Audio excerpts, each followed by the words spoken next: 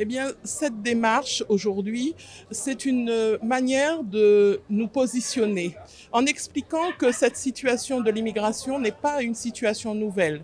C'est une situation que nous connaissons depuis plusieurs années. Aujourd'hui, l'apport massif de personnes fait que tout le monde s'en inquiète, mais je crois qu'il est important de revenir sur les choses qui sont fondamentales.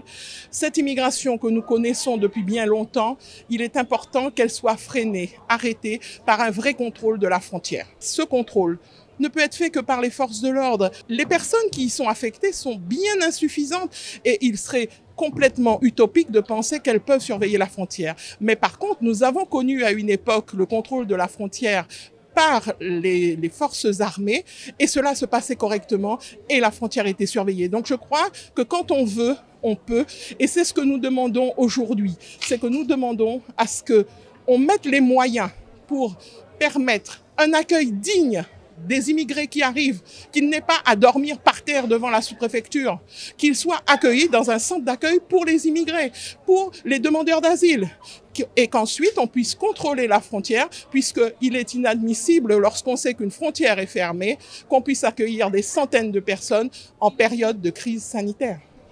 Au quotidien, nous avons des gens qui s'installent, qui vont, pour certains, demander l'asile à Cayenne, mais pour la grande majorité, ils restent sur Saint-Laurent et sur le territoire de la commune. Nous avons une production de déchets qui augmente normalement, alors que la population même de Saint-Laurent est comptabilisée à 45 000 habitants, alors que nous savons tous ici que nous sommes au moins 70 000. Et nous n'avons à aucun moment les moyens de notre politique d'accueil. Eh bien, nous avons connu cette situation en 2016, où il y a eu pendant 6 mois un apport de milliers d'immigrés d'Haïti, exactement une situation quasi similaire. Là, le maire de l'époque avait bien écrit au préfet.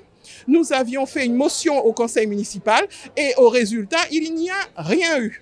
Aujourd'hui, nous pensons que la population et la société saint-laurentaise est impactée par ce phénomène qui dure depuis longtemps et qu'il est important que nous tous ensemble, nous pouvions en parler. C'est pour ça que j'ai choisi le biais d'une lettre ouverte parce qu'elle s'adresse à tous, à nos concitoyens, aux Saint-Laurentais, aux Guyanais et puis surtout à l'État pour qu'il donne les moyens de cette politique sociale, de cette politique d'immigration que nous avons sur le territoire de la France.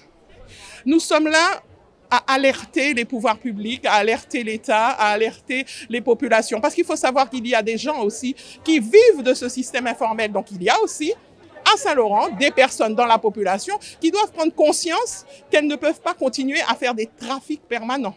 Donc nous sommes dans une situation aujourd'hui où s'il n'y a pas de réponse, moi je ne suis ni l'État ni la population. Je crois que chacun verra ce qu'il y a lieu de faire. Notre rôle d'élu est d'alerter, c'est ce que nous faisons.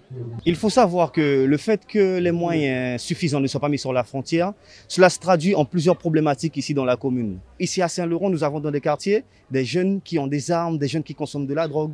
Moi je suis convaincu que si sur la frontière, il y avait des moyens supplémentaires, ce fléau-là aurait été réduit. Parce que dans les quartiers, heureusement, nous avons des jeunes qui prennent le chemin positif et qui, eux, font des études et restent dans ce sens-là, et ça nous fait plaisir. Mais nous avons aussi des jeunes qui sont attirés par les attractions néfastes. Donc quand je parle d'attractions néfastes, c'est tout ce qui est violence, détention d'armes, trafic de drogue. Il faut savoir que nous n'avons pas seulement les mulets, nous avons aussi des petites drogues qui sont ici. Il y en a même une drogue qu'ils appellent le soukrou, que nos jeunes consomment systématiquement. Et cette drogue-là, j'ai l'impression, moi, que cette drogue-là les pousse à faire certaines actions violentes. Donc il faudrait une vraie lutte au niveau de la frontière pour un ramassage d'armes et un blocage des drogues.